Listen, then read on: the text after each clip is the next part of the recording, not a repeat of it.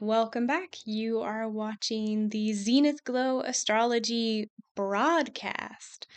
I took a lot of time to think about that. Do I want to call this a video? Do I want to call it a podcast? I like the term broadcast. I don't know if it's actually appropriate, but I'm going to use it.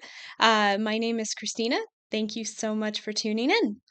So, today we are going to talk about something a little more in depth. We're going to do like a video version of what I normally do in my astrology deep dives on my blog, which is we're going to explore a particular subject in depth and kind of check out the symbolism and the mythology behind it and get to nerd out together on these archetypal themes and how it relates to astrology and psychology and all that fun, juicy stuff that I love.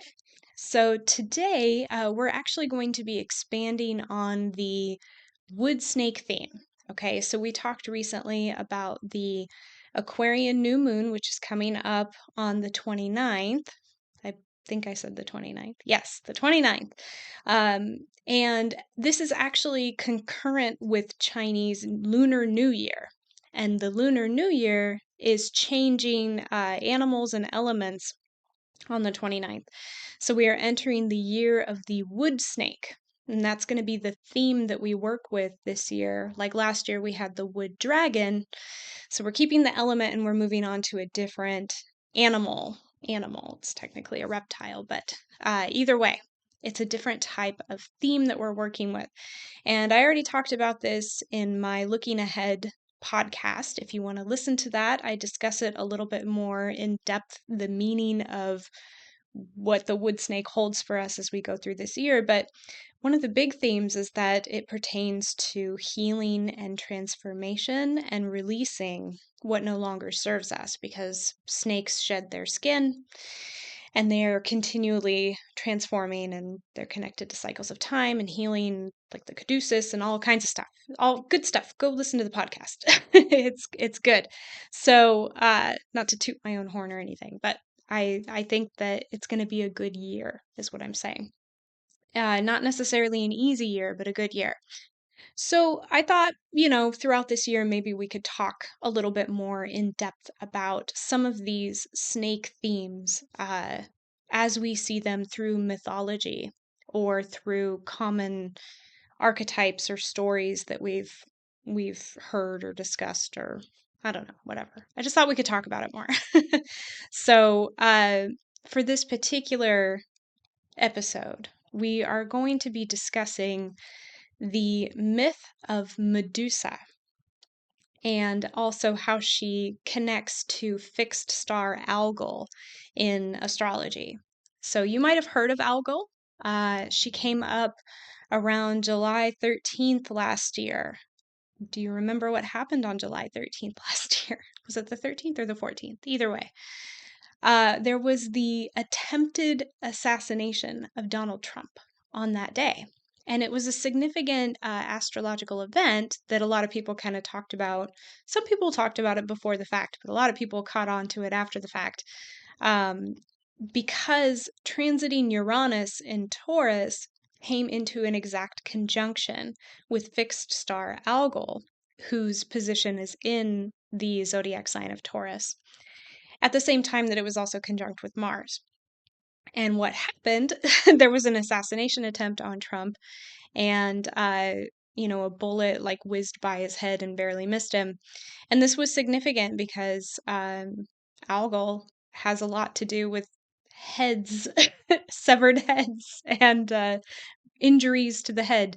And, it was interesting because people talked a lot about black magic, and we know how there's these like black magic rituals that are done on certain dates by the baddies, and they try to utilize certain energies to invert them and use them for their dark purposes, their nefarious clandestine efforts and all that, which is all true, but I'm kind of laughing at it because I don't want to give them that energy, or, I don't fear that at all. And I don't think any of us should fear that because we're all powerful creators in our own right, which is exactly why I want to talk about this today, because there is a reputation associated with fixed star Algol. Um, And then people have sort of gone into that in the more modern age and tried to rework it, reclaim it. And then it took on kind of like a very feminist sort of energy, which I think is also an inversion in and of itself, which I'll talk about.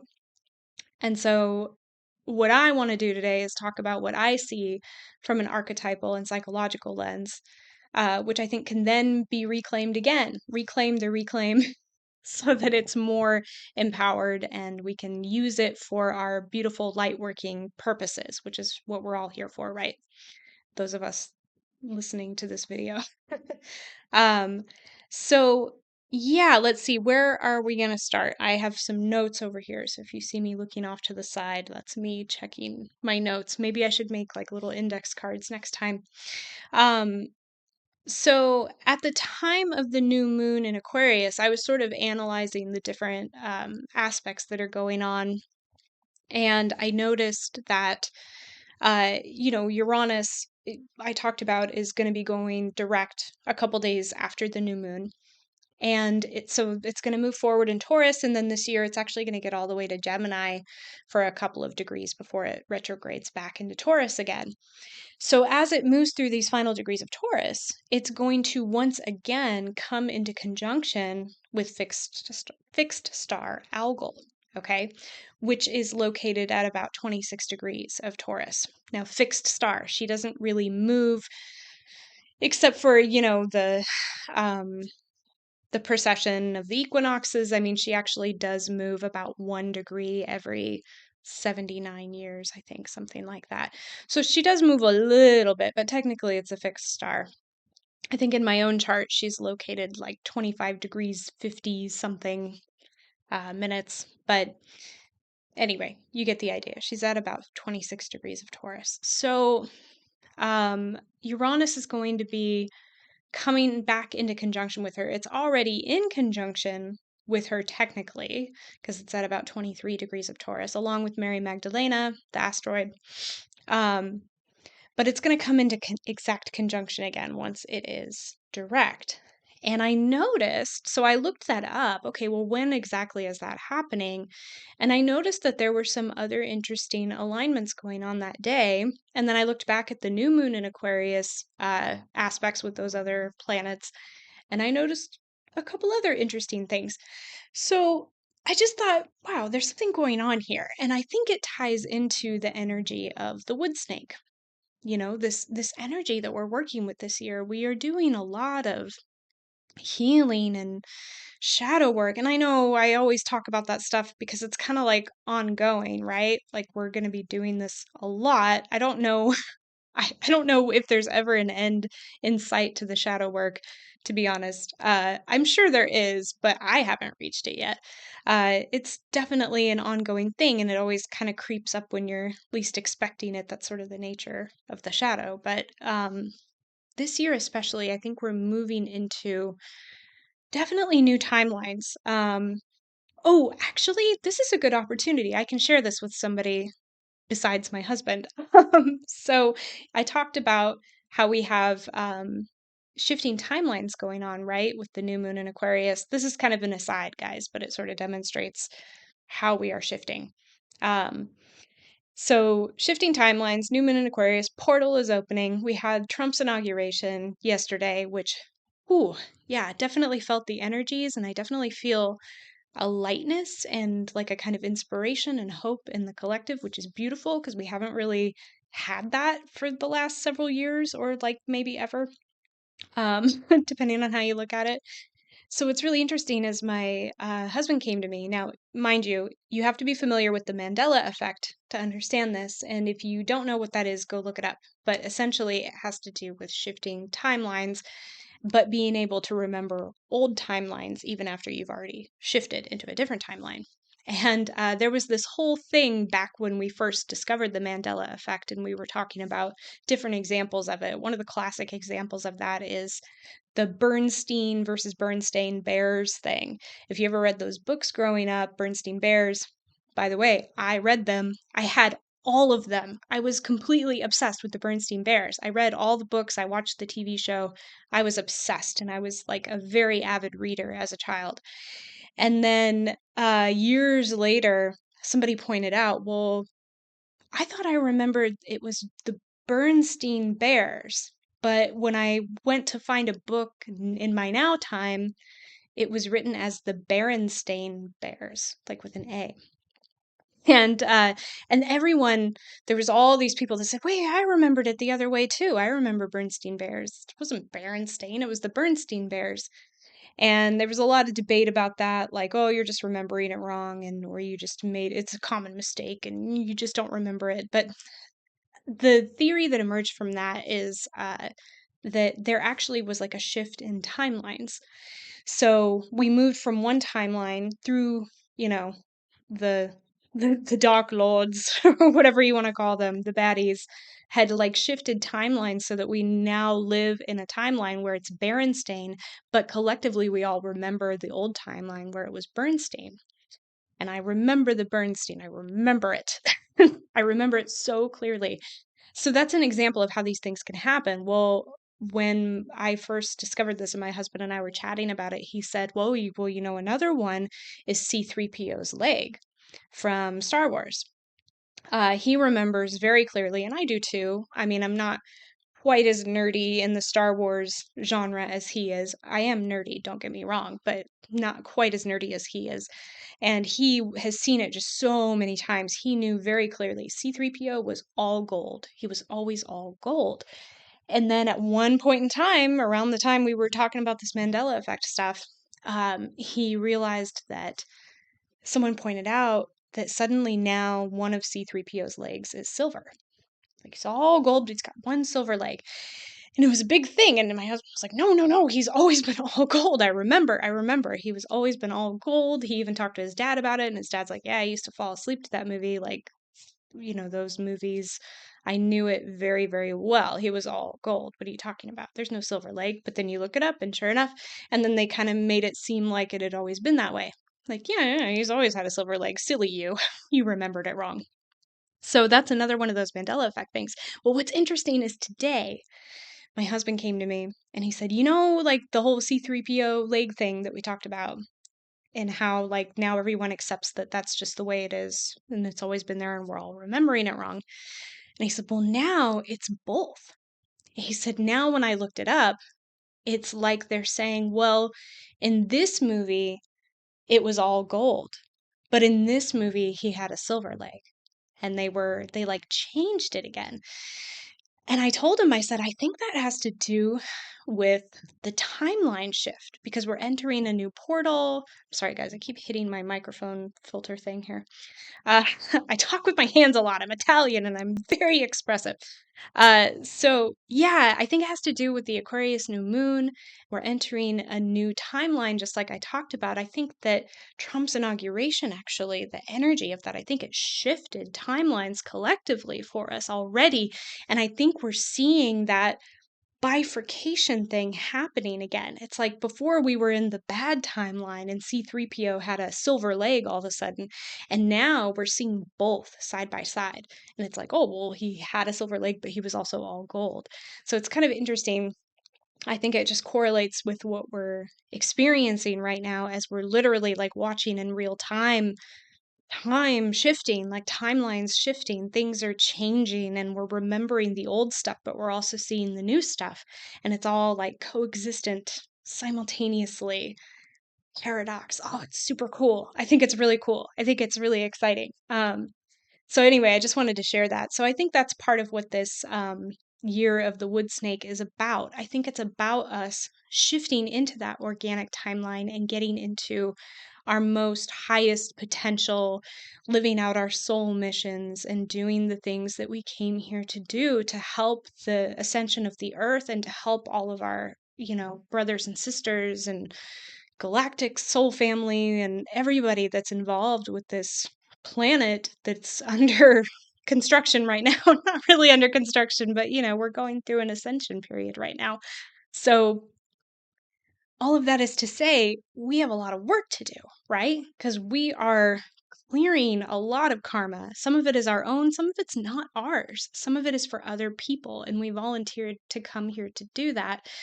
And so we have a lot of stuff that we have to release, we have to purge, we have to clear, and we have to get rid of all the gunk. We're like scraping the bottom of the barrel, like, you know, scrubbing off all the grime and stuff that's still stuck in there that we need to clear out, because we need to be operating from a base of purity within ourselves. And I don't mean that in like a religious way or like a judgmental kind of way, but more like getting back to the roots of our own authenticity.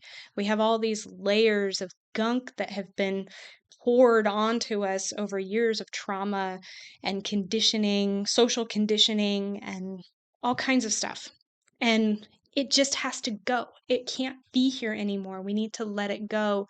We need to release it. We need to integrate it, love ourselves, accept ourselves, keep moving forward with all of that so that we can manifest these higher timelines, right? Because that's how we do that. That's how we manifest higher timelines. We get we get in touch with our own authentic truth and who we really are. And what you are is what you manifest, right? So that's kind of the whole process we're under. And I think that that's the point of the wood snake, right? Okay, Medusa. Why am I talking about Medusa? So you're probably mostly familiar with her myth. I will reiterate it in brief. Like a lot of Greek myths, there's lots of little different variations in the way the story is told. So I'm just going to give you the basic story of it. Um, but there's a couple, and there's lots of different encounters that she's had with different characters throughout Greek mythology. But I'm just going to cover a couple of the basic ones and the ones that I think are important based on the astrology and what I'm seeing happening right now. So, I also want to mention real quick before I get into the myth. Sorry, guys. I am a preambler if there ever was one. Um, so, when we look at Greek mythology, just as an aside, I don't know if you guys know this, but the time of the Greeks, if you start to look into like Tartaria and alternative history and the mud floods and like how everything was rewritten and changed, the time of the Greeks was actually a time when we were in a higher density on this planet. We were actually in like 5D at that time. We hadn't quite sunk as low as we are now. Actually, we're going higher again, but you know what I mean. It didn't get like quite as dense, quite as heavy at that time. So some of the myths and stuff that we read about were like legit. Like they're not necessarily just symbols. Some of the things that we read about are literal, but also to that end, a lot of stuff has been rewritten and changed. And I'm not like super great with history, especially when it's so muddled, but I believe that part of that story is that the Romans came in, and the Romans were like cabal, like Illuminati type folk. And they came in and they conquered and they took over a lot of the Greek stuff, right? And I thought, oh, that's so interesting because even when you think about like the gods and goddesses, it's like you have Greek gods and you have Roman gods, and they're the same, but they have different names. And I think that they just sort of like came in and tried to reclaim all the Greek history, but then they inverted it. And so we hear a lot of like nasty stories and a lot of really horrible things and things that don't make sense. And it's like, oh, but it's mythical and it's archetypal and you have to take the symbolism. And yeah, that's true to a degree, but there's also like some stuff that's just messed up. I really do think that we had like this 5D civilization around that time. Uh, but then the Romans came in and kind of messed everything up, and they took over and they took those stories and turned them into like darker versions to suit their own purposes, kind of like they've done with the Bible. And again, you know, no offense to anyone who reads the Bible. I'm not saying that like the Bible's all bad or anything like that. I'm just saying like it's, you know, been messed with. Um, and a lot of our stuff has been, our history has been messed with. A lot of things have been messed with. There isn't anything on this planet in the collective within those arenas of society that haven't been, you know, inverted or tweaked in some way to suit the agendas of the people who used to be in charge. Used to be in charge. So, anyway, all that is to say, Greek stories, I want you to consider, if you will, whenever you read something from Greek mythology, to consider how this might have been inverted. How might this have been changed to suit a certain kind of agenda? Which is something I always keep in mind, and I was thinking about when I was reading about Medusa. Okay, it's my little aside. So, yeah, there's a couple of stories of Medusa, but basically, you know her. She's the lady with the head of snakes, right? And she was a gorgon, which is a type of monster from Greek mythology. And that is what they are. They are, basically, I think they're usually women. And they're like hideous, and sometimes they're described as like having crazy teeth and like a tongue that sticks out, and which kind of reminds me of like that Kali uh, imagery from the Hindu pantheon. But anyway, they're interesting because it's like the dark feminine, and they're kind of connected in that way. But so they're always described as being like hideous monsters, and they're women, and they have heads of snakes, which is the basic thing. And then the thing about Medusa too, and I'm not sure if this applies to all gorgons or if it was just her, but if you looked at her in the eyes, she would petrify you. She would turn you to stone. So you didn't want to look at her in the eyes. So that's who she was as a monster. The story of how she became that, and this is one of those things that kind of has little variations depending on which story you read, but the basic gist, and the one I hear most commonly, is that Medusa was originally very, very beautiful. She was extremely beautiful, and she was a priestess in the temple. And one day, can't remember which god it was. Was it Poseidon? I think maybe. Poseidon came, and now some people said that they just got it on. Some people said that he raped her. There's different stories, right? There's different versions, but either way, they copulated in the temple, and Athena found out about it. And Athena was pissed because you do not violate the sacred temple, whether you're doing it on purpose or not.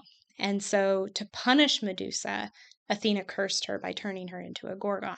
That's kind of the story. Another version of the story is that Medusa was so beautiful and men desired her or whatever. Athena was jealous of her beauty and cursed her and turned her into a gorgon. So, who knows which version of the story is real?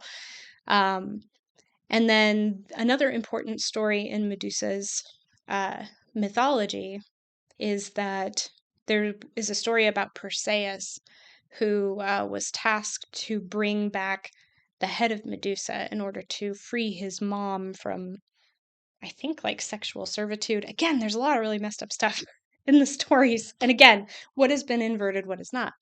Um, Either way, Perseus, Greek hero, was tasked bring back the head of Medusa, which is no easy feat because Medusa was a very fearsome creature.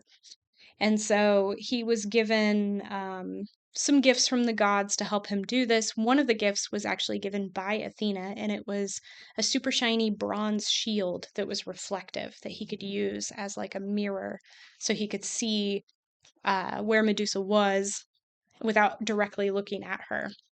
And then he basically succeeded in his task, and he decapitated her and then took her head and brought it back. And I think he gave it to Athena. And then Athena actually took the head and she put it on her, is it aegis? Is that the word? Aegis? Aegis? The face of her armor. And so the head became emblazoned in her armor. And it is said that the head would ward off evil, essentially. It was actually a very powerful totem. And Perseus used it when he was bringing the head back.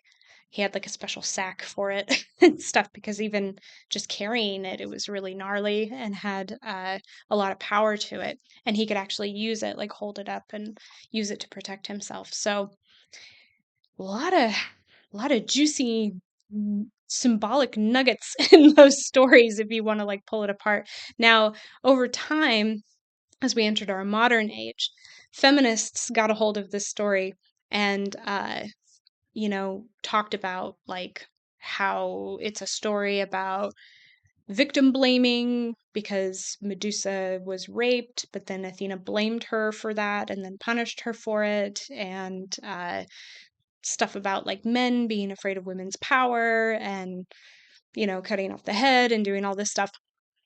I think, like, to a degree, there might be some truth to that, but I don't think it's the whole story, and I don't think it's the key focus that we need to pull away from these themes.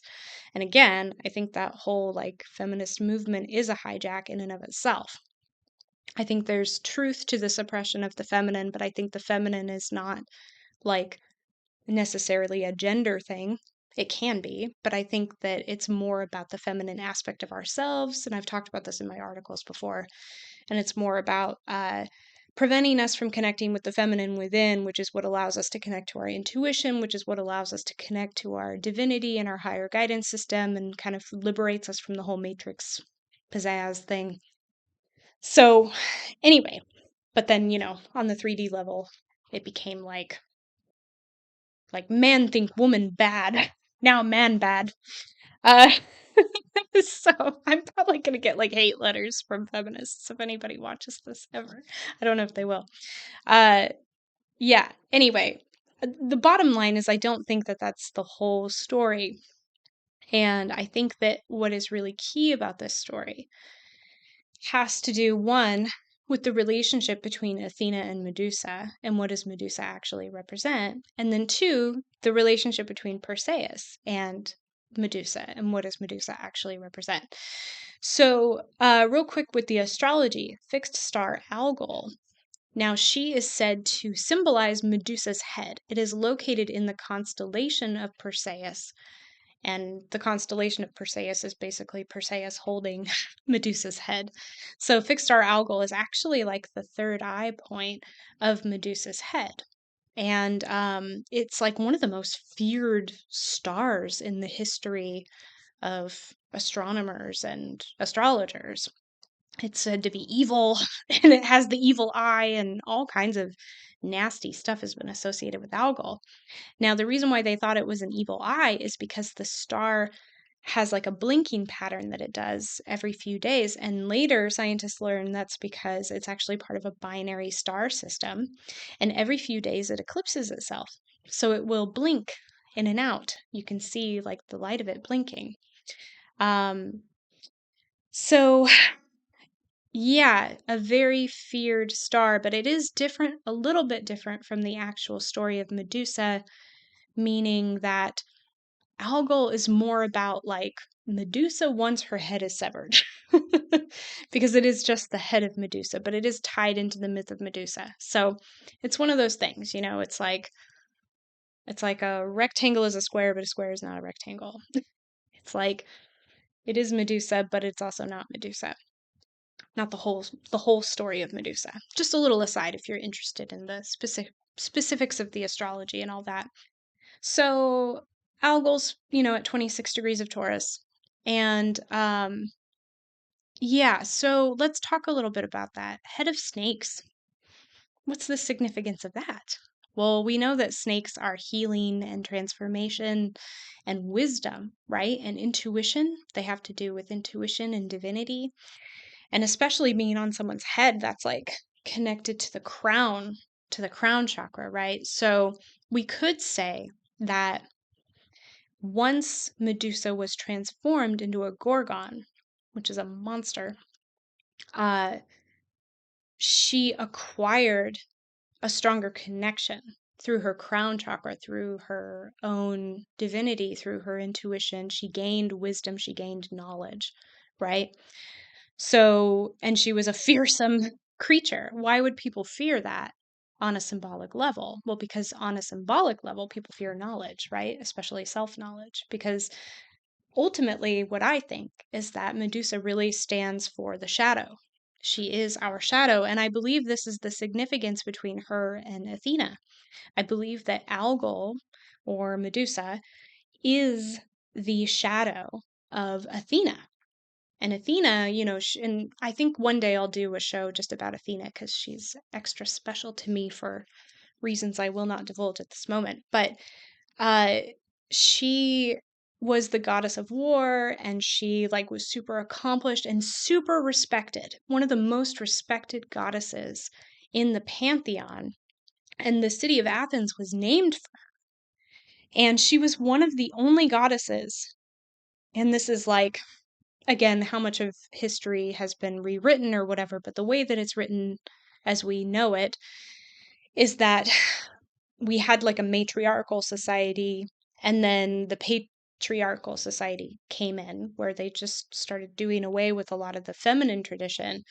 And at that time, they started like getting rid of the temples, and they didn't want the priestesses, and they didn't want like women to be in charge and stuff. Again, I'm just saying like what history says. I'm not like commenting on that or being like, man, bad. So, but Athena was special because even though they were sort of like suppressing all the feminine stuff, Athena was still very respected, and she could engage with like all the men that were in charge, and they wanted her opinion. They wanted her strategizing for war. They wanted her wisdom because she's the goddess of wisdom. And she was never partnered with any man, which I think meant that she was a virgin, meaning that she was like whole unto herself and that she didn't like merge with another person or another man. So it's really interesting if you know that about Athena. But then you look at Medusa's story. Medusa was like incredibly beautiful, and she was sought after and sexualized by one of the Greek gods. I think it was Poseidon, but don't quote me on that. Um, and so, yeah, there's this whole thing about violating the temple, but it could also be like Athena's shadow, like I am afraid of my own sexuality or afraid of my own feminine beauty, the feminine quality that I carry, because she was sort of like masculinized. Is that the right word? uh, in order to fit into this new patriarchal culture. And so why does any of that matter? Well, the bottom line is that each of us within holds a kind of aspect to ourselves that we don't want to acknowledge, whatever that is. There's something, and this is the shadow, right? This is what our shadow is. It is a part of ourselves that we don't want to identify with. We don't want to integrate with, because some part of it, whatever that is, it makes us feel icky. Whatever that is, and whatever our reasons for that is. And the shadow is different for every person. One person's shadow might not bother another person, and vice versa. But that's what makes it your shadow, right? It's your particular issues that you bring into this life, and that can be connected to past lives and childhood trauma and all kinds of stuff. But either way, it's like parts of yourself that you don't like and you don't want to acknowledge. So for Athena, if Medusa is her shadow, she might be thinking, I'm just going back, pretending to be Athena at this time. She might be thinking, well, I'm whole unto myself and I don't need a man and I don't need to be sexualized and I don't need to be thought of as feminine and all these things. And I respect the sacredness of the temple and all this stuff. But there might be like some hidden part of her that actually wants all of those things, right? But she doesn't want to acknowledge that because it makes her feel icky. So when she has Medusa, who is like a reflection of her in some ways, who is her shadow, who is then, whether she was actually raped or whether it was willing or whatever, she violates the temple. Her body is the temple. Her body is then violated. She's sought after for her beauty. Whatever version of the story you're looking at, either way, it triggers Athena's shadow, and so she responds with like with like revenge and anger and all that, and she transforms Medusa, right, into a gorgon, right? She becomes a monster. It's something to be feared. It's something, gosh, I keep hitting this. It's something to be feared. It's something to avoid, right? So, but what's really interesting, and then she kind of gets like cast off, right? She's ostracized from society. She used to be this respected priestess in the temple, and then instead she's cast away into a cave somewhere to go be alone and sad or angry or whatever. So it's interesting because the Gorgon monster archetype has this energy of otherness, of being other, of being alienated, being perceived as a monster, not being accepted as a part of society, and identifying with that, like I am weird. I am hated. I am different. I am not part of society. So that's part of the energy of the archetype that we're looking at here. Um, so that's one aspect of it. But then, of course, at the same time, when she became this monster and was like sort of repressed and cast into the cave, what happened? Well, she developed this head of snakes. And again, I'm kind of focusing on the sneaky part of it, but I'm sure there were other dimensions to her existence that held symbolism, but we're focusing on the snakes. So the snakes signified the wisdom, right? And the ability to transform, and they actually held power. Like her head, once it was severed, held power, and it was the ability to ward off evil and to, um, you know, become this symbol of power. So looking at that from like a symbolic perspective, our shadows contain power. They contain transformation or the ability to transform. They have this connection with our crown chakra and our higher self and our higher wisdom and our divinity. They have this ability to heal us if we are willing to face them, right? So that's kind of the symbol there. And then again with Perseus, it's kind of the same type of deal. Like he goes in to face the shadow. How does he do that? Well, one of the ways he does it is he looks at the shield, right? The reflective shield, because you can't look directly at your shadow. You become petrified, you become turned to stone. So we could say then that looking directly at your shadow in some ways is not possible because it is your shadow. Like the only way to look at it is to separate yourself from it. And so in real life, in the real world, or through astrology or whatever, we see our shadows through other people. That's how we know that they're there. We see them reflected in other people. So I think that his sword is a symbol for his shield is a symbol for that. That the only way that you can look at your shadow is by looking at it through its reflection, right? That's the only way you can see it clearly. Otherwise, you'd be petrified, turned to stone, which is to say maybe like so terrified you can't see it, or just or too like stuck, too immobile, too unable to grasp it or be positively transformed by it. You have to see it reflected in something else. Anyway, so Perseus then is able to cut off her head. And by the way, part of the myth says that the head of Medusa, the blood that came from her head, actually had healing abilities, which is kind of interesting too. So again, there's this sort of energy of snakes, healing, transformation. Another interesting thing about Medusa's head, or not just her head, but Medusa, is in all of the Greek art and architecture and things like that. Her head is, I looked up the word for this, it's called apotropaic, which means it is always front facing. It is always like, look at me. And that is really interesting because most of Greek art had uh, their images of gods and goddesses and things like that depicted from the side. It was usually like a side profile thing. But whenever you find depictions of Medusa, and there's all kinds of them for like hundreds of years through all kinds of different uh, sources that were telling the same story, which is also interesting. She's always depicted as apotropaic. And here, by the way, guys, I'm experimenting with a different recording program and I've gained some skills. Would you like to see some of my skills? Yeah, I have the ability to do that now. So, yeah, Medusa's head. So here's an example of Medusa as she is depicted in artwork. And again, front facing, it's not like a side profile. So it's kind of interesting. So again, that's kind of an interesting symbol, right? Because she is looking at us head on. Like your shadow is there. It wants to be seen by you. It wants you to look at it. But for us, we're too afraid to do that, petrified. So we have to look at it indirectly through the shield.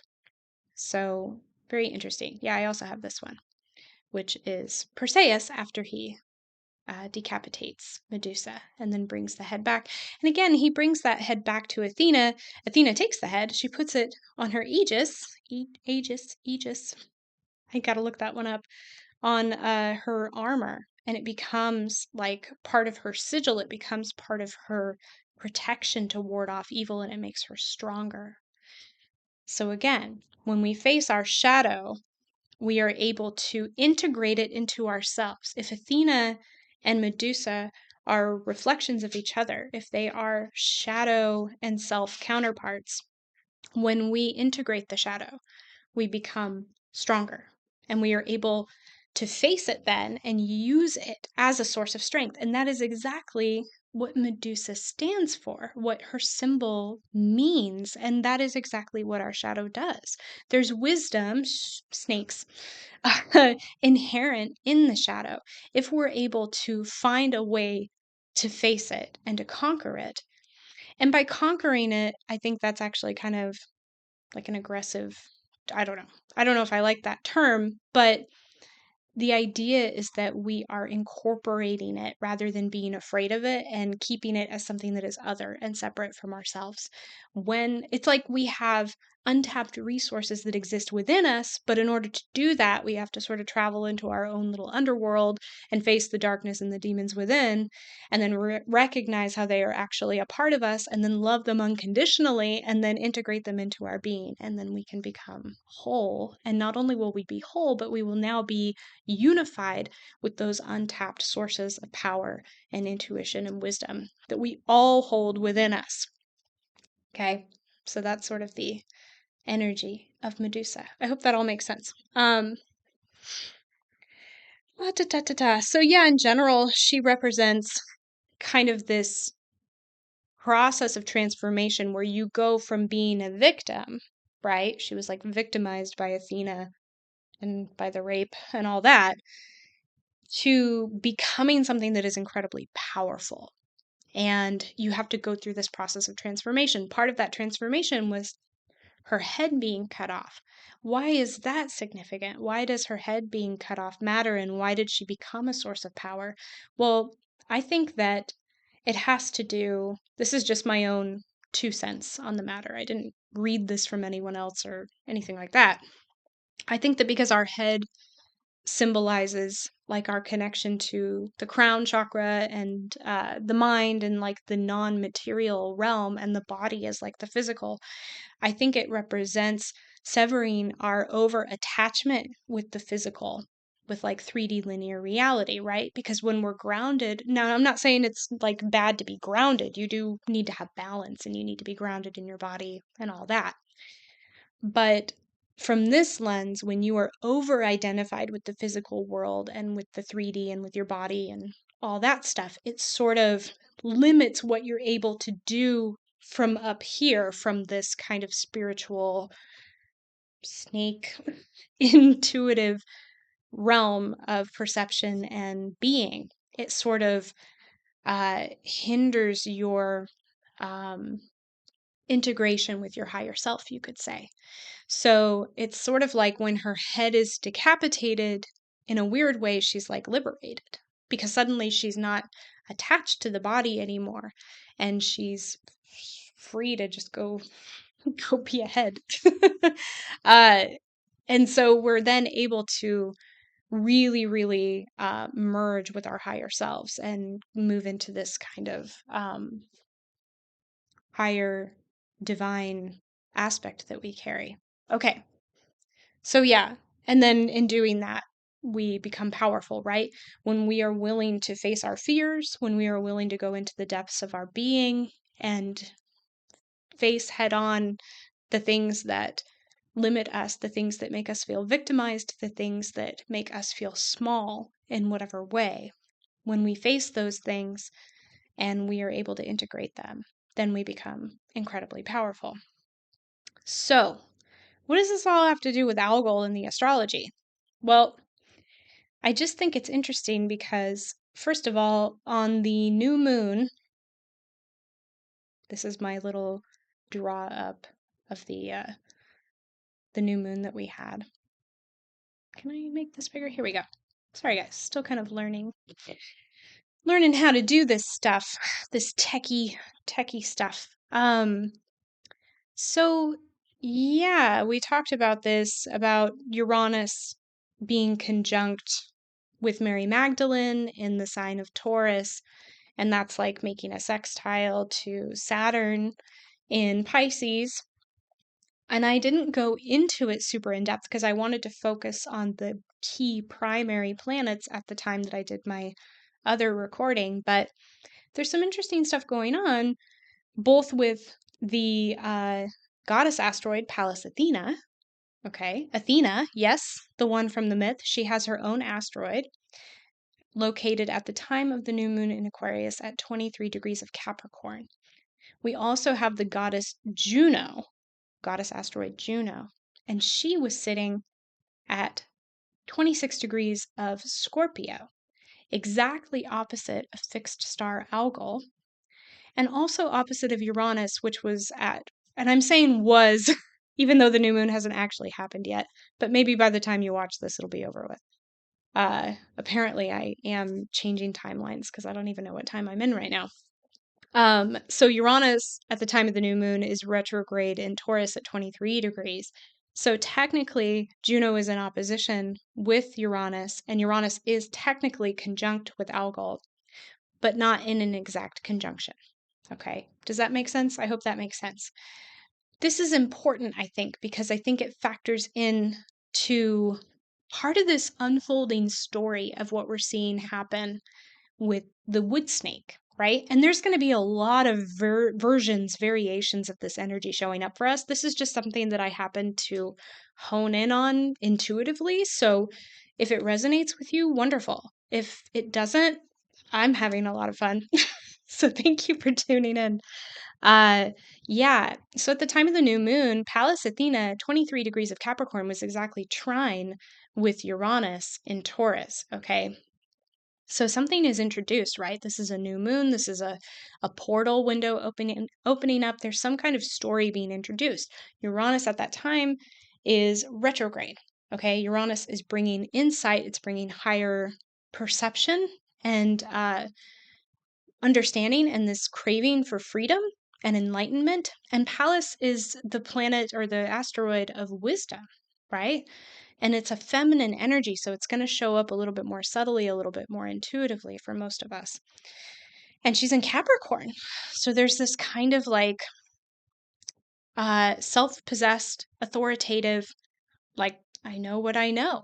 And this is what I need to do, and I'm going to take charge, and I want to seek this out kind of energy, right? And so we're getting new information at the time of this new moon in Aquarius. We're talking about the Aquarius new moon coming up in a few days here, the time of this recording.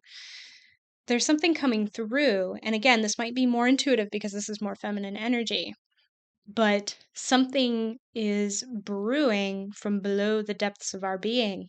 And I think it has to do with shadow work, and it has to do with something that needs to be transformed. But we get the first introduction at the time of this new moon, right? It's going to be an ongoing, unfolding story.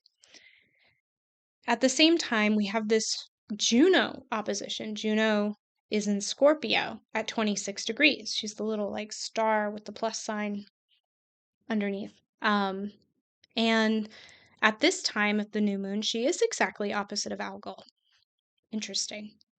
And then also opposite of Uranus before Uranus comes into exact conjunction with Algol. Okay, so keep that in mind, right? Again, something is introduced at this time. What could it be? So here we have a different chart. And again, kind of like the other one that I've mentioned in my previous video, don't pay attention to the houses, okay? Because the houses can change depending on who you are, where you were born, all that stuff. This is just a chart that I drafted. What's important are the signs and the positions of the planets in relation to each other. So at the time of May 4th, 2025, which again, I thought May 4th, that's interesting, because May 4th is always like kind of a big deal every year. Have you noticed this? Because of the Star Wars thing, May 4th, you suddenly see like a million memes everywhere that says May the 4th be with you.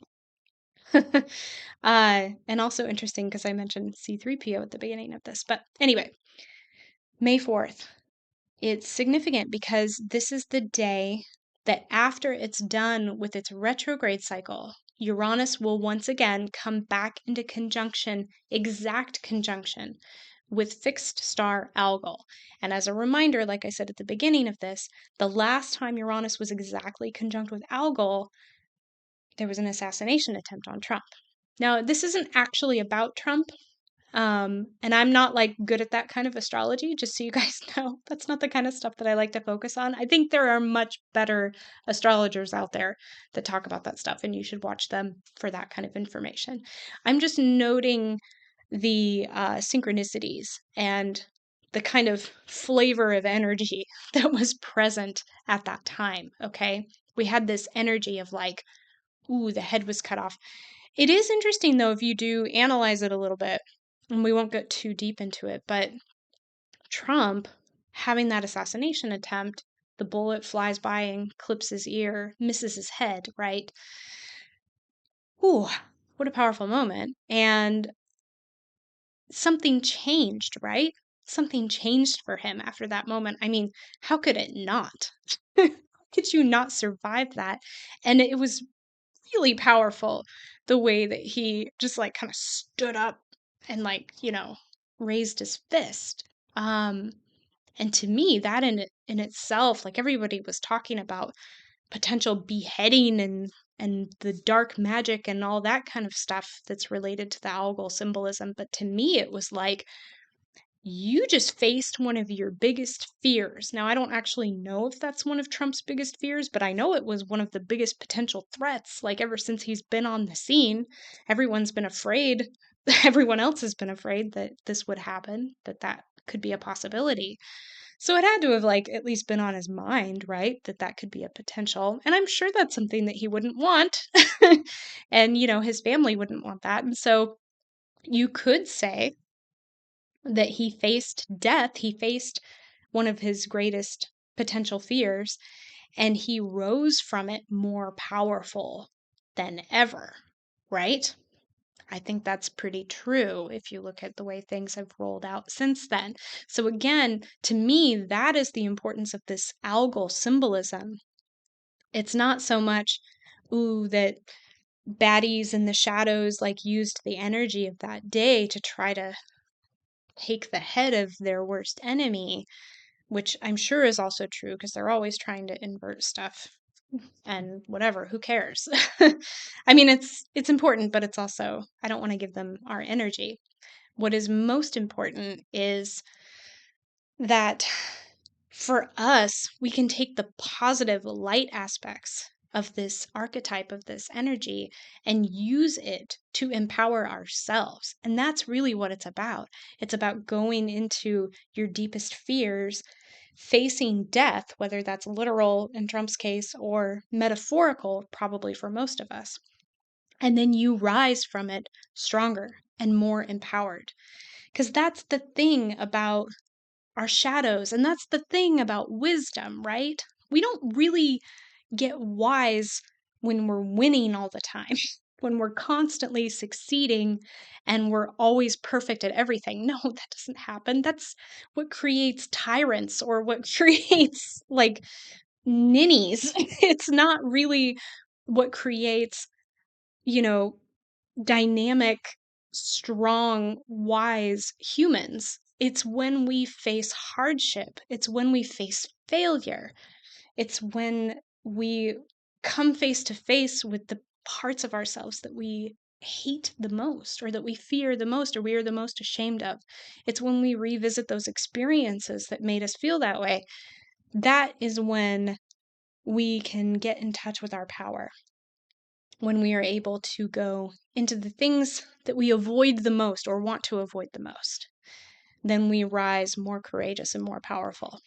So, when we come to the May 4th stuff, Uranus will be conjunct with Algol. And we will also have Pallas Athena at this time will be pretty much exactly conjunct with Chariklo. Now, I've talked about Cheroklo in my Chiron podcast, and I've talked about Cheroklo in my Chiron and Cheroklo blog article. If you want to go check that out, you can. But she is the feminine aspect of Chiron.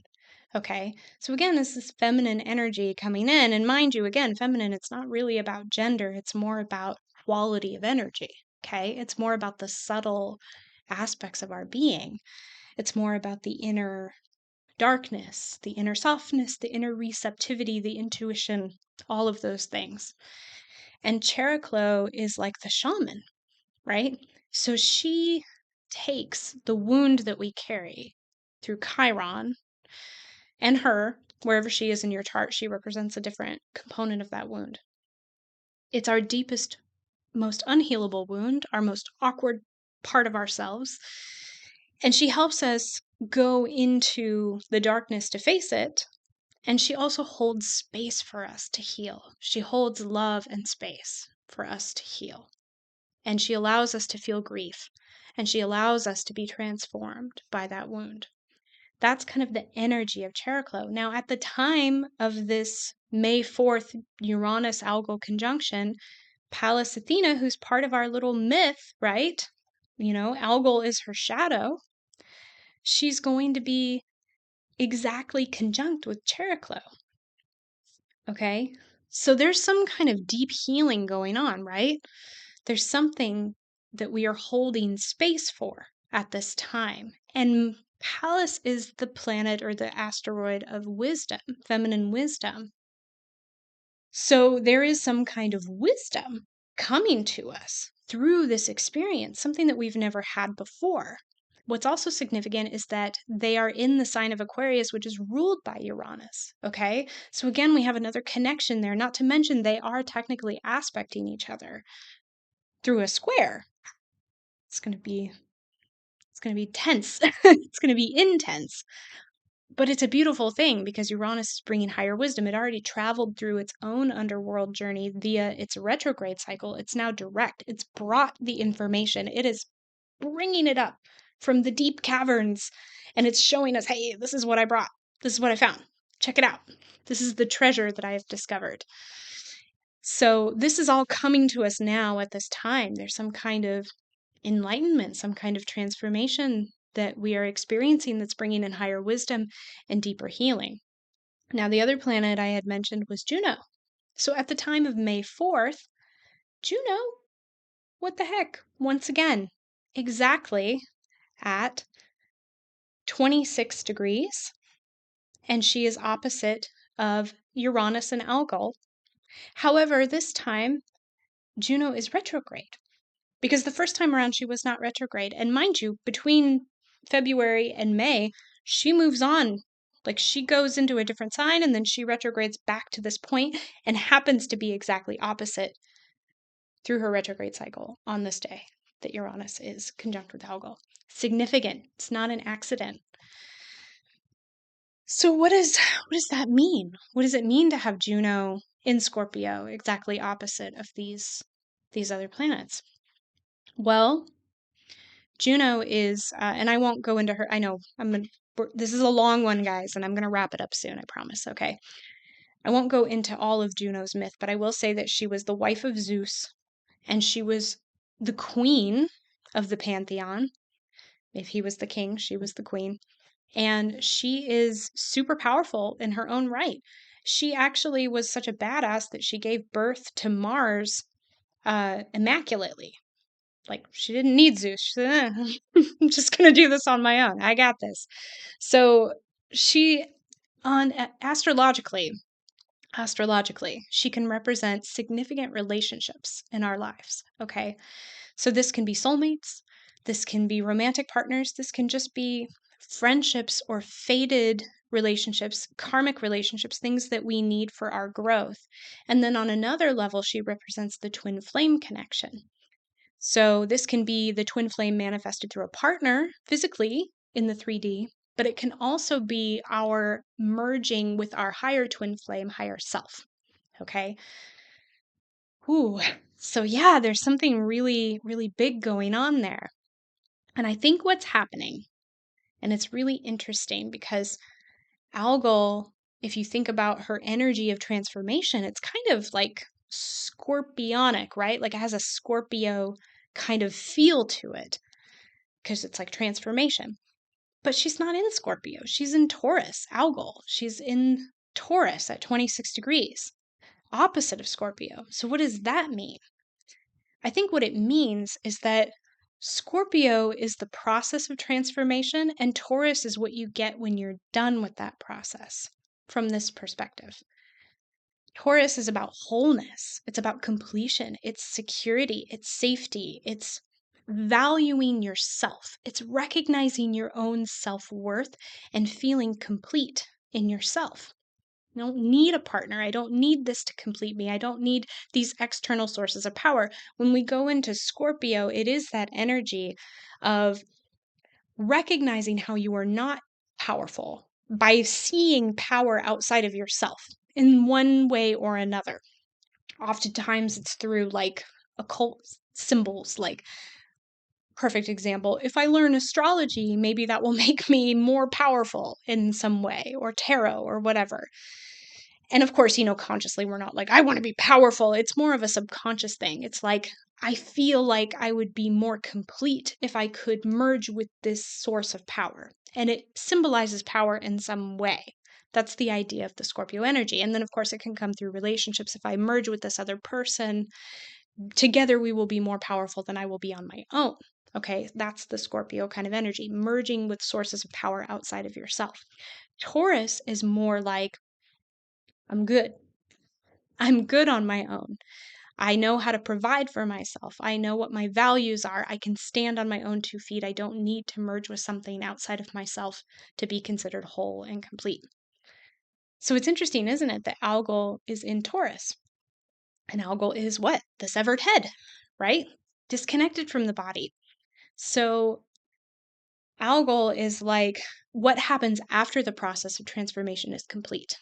And we've already made connection with our divinity and our higher wisdom, and we've gone through our healing process, and we are whole unto ourselves. So being in an opposition with Juno, and Juno is sort of like, fated partnerships and higher self-connection and all that stuff, and she's retrograde. Juno herself is going through some kind of reflection, reevaluation, contemplation process as she's retrograding. And at this particular point, she's getting an aha moment because she is coming into opposition, not just with Algol, but also with Uranus. And Uranus is the one that delivers those super comfortable, super, super light and fluffy jolts of wake up calls and electric. This is the truth. The truth stings a little bit with Uranus. It's just the way it is, but it helps us. It helps us grow. So at that time, we all might be experiencing something like this. And now, again, it's going to show up differently for all of us, but it could have to do with your relationships. What's going on there? Are they serving you? Are you really feeling whole and complete in yourself? Are you being yourself? Are you living in alignment with your values? Does your partner reflect that? Are you mirroring each other in a way that empowers you? Have you outgrown the relationship? Do you need to rework the relationship? Maybe it's not your partner, though. Maybe it's your family member. Maybe it's your friend. Or maybe it's you. Because again, at that higher perspective, Juno is also our higher self and merging with the higher self. So, what kind of life am I living? And is it actually in alignment with who I really am and with my self worth? Am I living in a way that reflects my true value? Can't answer those questions for you, but these are the types of things that are going to come up around this time. And there's going to be some kind of a resolution that comes to us because Uranus has already gone through the retrograde cycle, so it's delivering something, and it's going to be deeply transformative via all this algal symbolism. Okay. Was that long enough for you guys? I've been talking for more than an hour. I'm so sorry. I know it was a lot. Thank you for bearing with me. I've been just trying to experiment with different stuff, video stuff, and all kinds of things. And I thought this topic was interesting. I hope it wasn't boring. You probably aren't here still if you did find it boring. So it's all good. Um, Thank you for listening. If you guys have questions or comments, feel free to comment or send me an email, whatever. You know how to find me. Or if you don't know how to find me, subscribe on YouTube, subscribe on Substack. I'm also on Spotify now. You can find me on Instagram, and I'm on X, and I'm on Truth Social. I am everywhere. And if you want to book a reading, I do readings. So go to zenithglowastrology.com and you can schedule a reading with me there, and we can have a fun chat and get into your chart. And I would love to help you. So thank you so much for watching, you guys. I love you all, and I will catch you later. Bye.